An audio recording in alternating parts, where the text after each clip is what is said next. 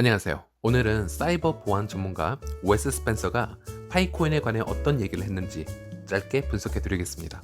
오늘은 그렇게 중요한 얘기는 없었지만 파이코인에 많은 애정을 갖고 계시는 분들이 듣기엔 훈훈한 영상이 될 수 있을 거란 생각이 듭니다. 이번 시간에는 웨스 스펜서가 파이의 생태계 발전을 얘기하기 앞서서 하이프 사이클에 대해서 들어본 적이 있는지 물어봅니다.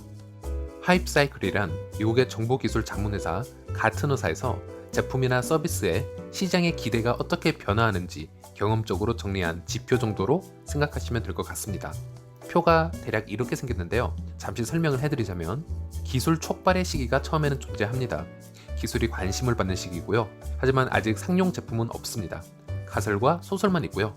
이 시기는 미디어가 견인을 하게 되죠. 즉, 미디어가 세상이 바뀔 것처럼 떠들고 사람이 관심을 가지는 시기입니다. 그리고 기대 거품의 정점에 도달하게 됩니다. 선도 업체에 의해서 성공 스토리와 실패 스토리가 나오기 시작하는 시점이고요. 일부 기업들은 사업에 착수하기도 하지만 대부분의 기업은 관망을 합니다. 그 후에 환멸의 계곡으로 떨어지게 되죠. 대부분의 도전들이 실패를 하게 됩니다. 그리고 많은 기업들이 사업화를 포기합니다. 살아남은 업체들만 투자를 계속하게 됩니다. 그 다음 바로 깨우침의 단계가 있는데요. 수익 모델 사례가 생기면서 시장이 이해를 하기 시작합니다. 이 기술은 저렇게 쓰는 거구나.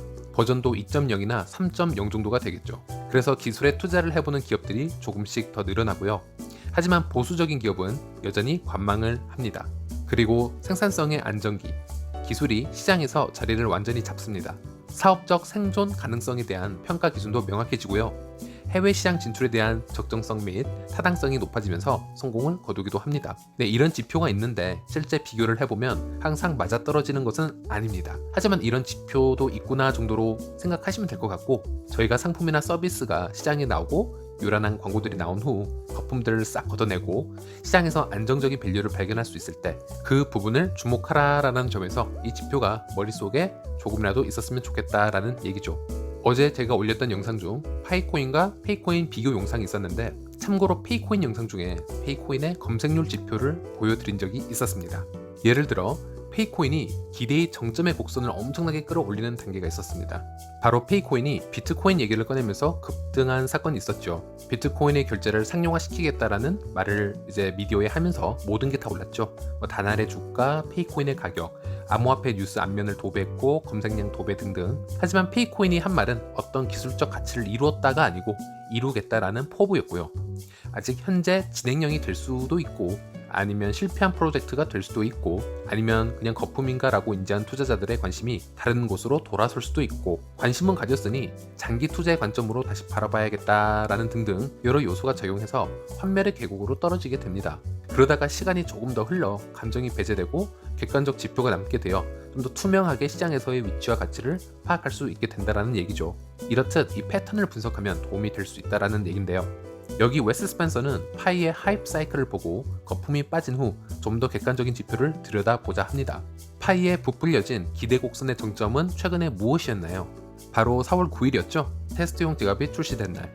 이날 테스트용 코인들을 저희들이 마음껏 전송도 해보고 받아보고 공유도 해보면서 정말 파이코인이 빠르긴 하구나, 정말 몇 초 안에 전송이 되는구나, 그리고 테스트넷에 직접 접속해서 본인 장부가 제대로 쌓여가는지도 확인해 보면서 수많은 청사진을 그렸던 그런 날이 있었습니다. 분명 저도 그때 그날만 50건 이상의 거래를 저희 구독자분들과 했던 기억이 있고요.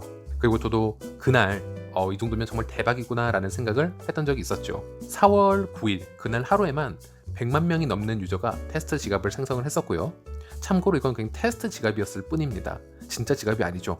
시험 삼아는 테스트 지갑인데 100만 명이 넘었습니다. 그리고 전송 횟수가 무려 하루에 160만 건에 달했습니다. 진짜 코인이 아니고 테스트 코인이었죠. 정말 엄청난 기대치를 반영한 날이었습니다. 웨스 스펜서는 이 곡선을 바로 하이프 사이클의 과대평가의 정점으로 언급하고 있고요. 중요한 것은 이제 이 이후에 유저들의 반응 또는 신규 가입자들을 분석하기 시작을 하는데요.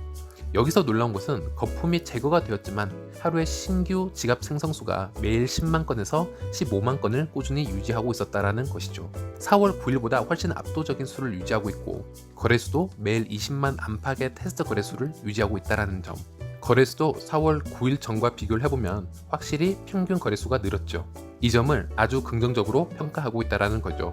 파이코인 생태계라는 것은 기술만 얘기해서도 안 되고 생태계를 이끌어 나가는 사람들이 어떤 마인드를 가지고 있느냐도 정말 중요한데요. 파이코인을 최고로 하고 있는 사람들 대부분 파이코인의 생태계를 긍정적으로 이끌어 나간다는 얘기입니다. 그리고 웨스 스펜서는 웹 다운로드 랭킹 지표도 보여줍니다. 이건 사실 저희들이 매번 하는 거죠. 구글이나 iOS에서 저희들이 랭킹을 많이 확인을 하는데요. 이것이 간단하지만 중요한 지표인 건 맞습니다. 결국 코인을 움직이는 사람들의 관심도를 표시하는 지표이기 때문이죠. 그리고 웨스 스펜서는 거품이 빠진 이 시기에도 파이가 아직 소셜 네트워크 순위 22위에 올라와 있음을 놀라워하고 있습니다. 환멸의 계곡 단계를 지났지만 기술적 안전성과 혁신을 보여주었기 때문에 시장에서 투자 가치를 그대로 보존하고 있음을 나타내는 지표라는 거죠. 만약 4월 9일날 테스트 지갑 출시를 했는데 테스트에서 문제가 많이 생기고 블록체인 기술이 허접해서 장부에 잘못된 기록이 보였다라든지 쉽게 해킹이 당해서 구글의 해킹 기록이 돌아다녔다라든지 아니면 어떤 IT 전문가가 이 공개 테스트넷이 사기다라고 주장을 하였다면 환멸의 계곡을 지나서 좋은 성과를 못 보여줬을 게 뻔했을 텐데 말이죠. 하지만 데이터 분석이라는 것이 느낌상 좋다고 다 좋다고라고는 할 수 없습니다. 결국 타 코인들의 기본적인 데이터와 비교를 해가면서 상대적인 분석을 해야 답변을 얻을 수 있습니다. 그래서 웨스 스펜서는 비트코인의 현재 활성화된 지갑의 수를 나타내는 지표를 보여줍니다. 현재 90만 정도에서 왔다 갔다 하고 있는데요.